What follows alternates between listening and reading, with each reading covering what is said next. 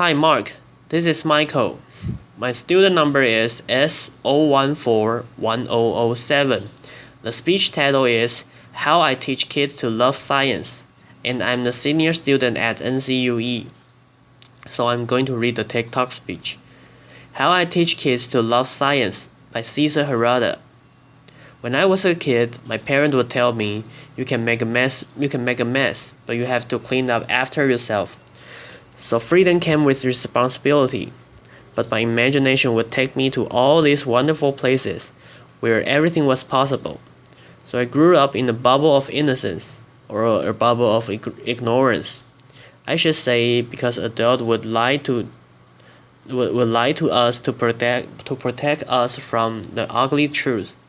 And growing up, I found that adults make a mess, and they are not very good at cleaning up after themselves. Fast forward, I'm an adult now, and I teach citizen science and invention at Hong Kong Harbour School. And it doesn't take too long before my students walk on the beach and stumble upon piles of trash. So as good citizens, we clean up the beach. And no, he's not drinking alcohol. If he is, I did not give it to him. Laughter. And so, it is sad to say, but today more than 80% of the ocean have plastic in them. It's a horrifying fact, and in past decade, we've been taking this big ship out. We've been taking those big ship out and those big nets, and we collect those plastic bits that we look at under a microscope, and we sort them, and then we put these ideas onto a map. But that takes forever. It's very expensive, and so it's quite risky to take those big boats out. So with my student, age 6 to 15, we've been dreaming of inventing a better way. So we've transformed our tiny Hong Kong classroom into a workshop. And so we started building this small workbench with different heights so even really short kids can participate. And let me tell you, kids with power tools are awesome and safe. Laughter. Not really. And so, back to plastic. We collect this plastic and we grind it to the size we find it in the ocean, which is very small because it breaks down. And so this is how we work. I let the imagination of my student run wild, and my job is to try to collect the best of each kid's idea and try to combine it into something that hopefully would work. And so we have agreed that instead of collecting plastic bits, we are going to collect only the data. So we are going to get an image of the plastic with the robot. So robot, kids get very excited. And the next thing we do what we call rapid prototyping. We are so rapid at prototyping that the launch is still in the lunchbox when we are hacking it. Laughter. And we hack table lamp and webcams into plumbing fixture, and we assemble that into a floating robot that will be slowly moving through water and through the plastic that we have there. And this is the image that we get in the robot. So we see the plastic pieces floating slowly through the sensor, and the computer on board will process this image and measure the size of each particle, so we have a rough estimate of how much plastic there is in the water. So we documented this invention step by step on a website for inventors called Instructable, in the hopes that somebody would make it even better. So what was really cool about this project was that the student saw a local problem, and boom, they are trying to immediately address it. I can investigate my local problem, but my students in Hong Kong are hyper-connected kids, and they watch the news, they watch the internet, and they came across this image. This was a child probably under 10, cleaning up an oil spill bare hands. In Sundarbans, which is the world's largest mangrove forest in Bangladesh. So they were very shocked, because this is the water they drink, this is the water they bathe in, this is the water they fish in. This is the place where they live. And also you can see the water is brown, mud is brown, and oil is brown. So when everything is mixed up, it's really hard to see what's in the water. But there's a technology that's rather simple. That's called spectrometry. That allows spectrometry that allows you to see what's in the water. So we built a rough prototype of spectrometry, and you can shine light through different substances that produce different spectrum. So that can help you identify what's in the water. So we packed this prototype of a sensor and we ship it to Bangladesh. So what was cool about this project was that beyond addressing a local problem or looking at a local problem, my students used their empathy and their sense of being creative to help remotely other kids. I can investigate a remote problem. So I was very compelled by doing the second experiment. And I wanted to take it even further, maybe addressing an even harder problem, and it's also closer to my heart. So I'm half Japanese and half French, and maybe you remember in 2011 there was a massive earthquake in Japan. It was so violent that it triggered several giant waves. They are called tsunami. And those tsunamis destroyed many cities on the eastern coast of Japan. More than 14,000 people died in an instant. Also, it damaged the nuclear power plant of Fukushima, the nuclear power plant just by the water.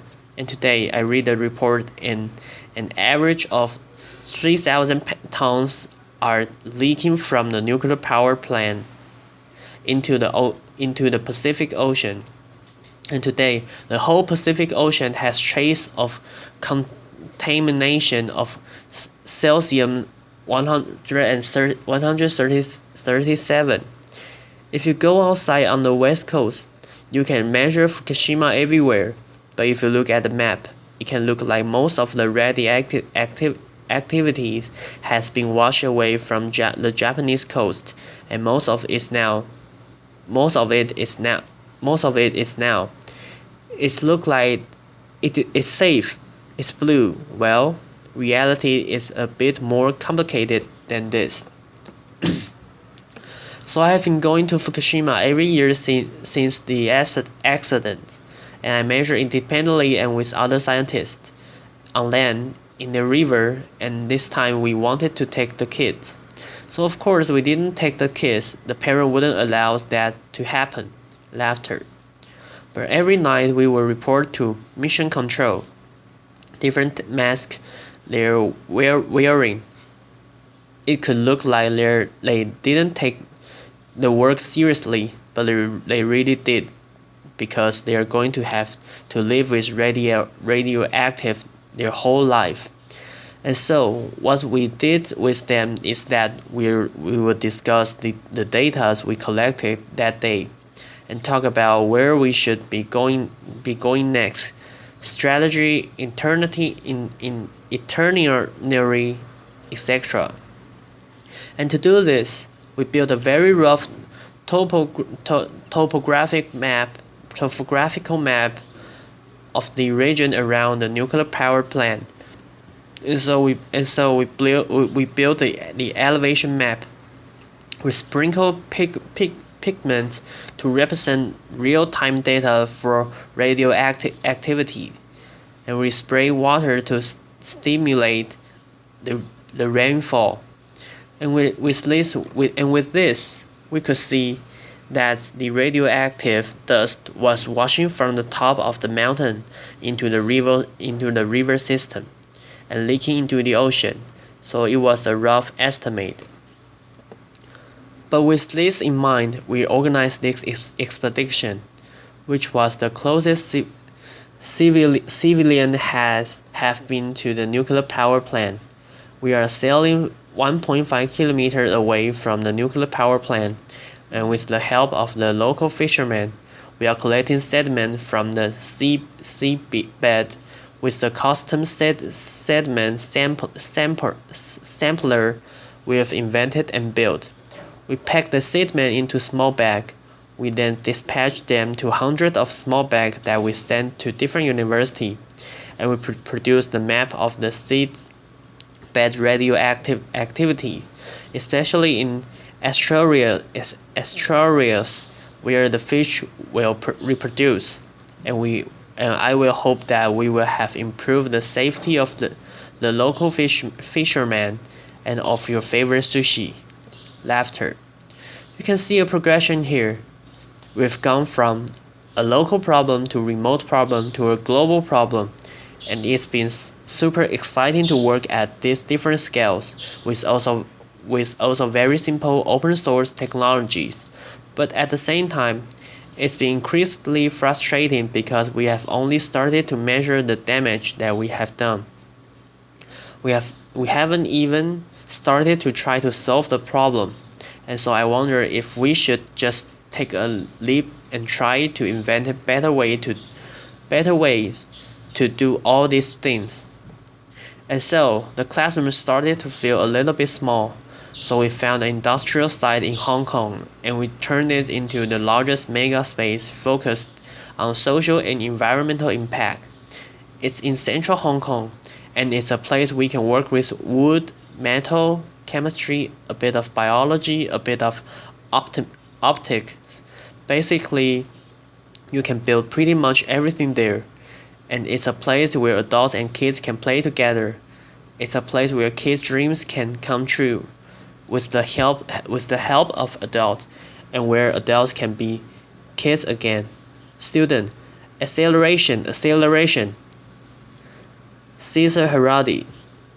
We are asking questions such as, can we invent the future of mobility with renewable energy, for example, or can we help the mobility of the aging population by transforming very standard wheelchairs into cool electric vehicles?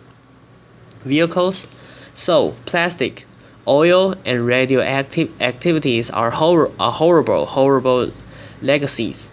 But the very worst legacy that we can leave our children is lies.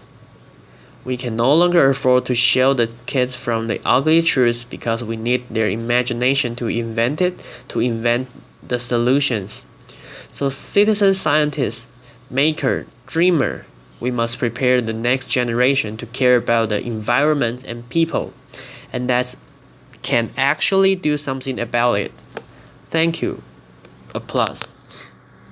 And this is the end of my speech. Thank you.